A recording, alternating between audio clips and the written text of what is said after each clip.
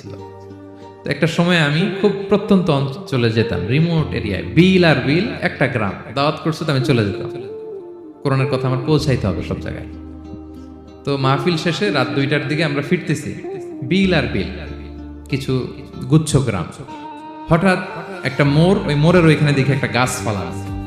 এটার মানে হচ্ছে আশেপাশে ডাকাত আছে, ওখানে ডাকাতি এরকম হয় আর কি, বিল এরিয়াতে গাছ ফেলে রাখে, তো গাছ থাকলে তো আর কোনো সিএনজি প্রাইভেট কিছুই যাবে না।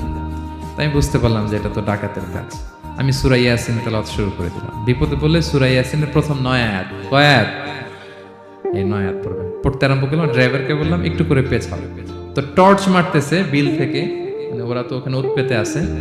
আমি পড়তেছি, কিছুক্ষণ পরে ডাকাত নিজে এসে গাছ সরাই দিয়ে বলতেছে যান।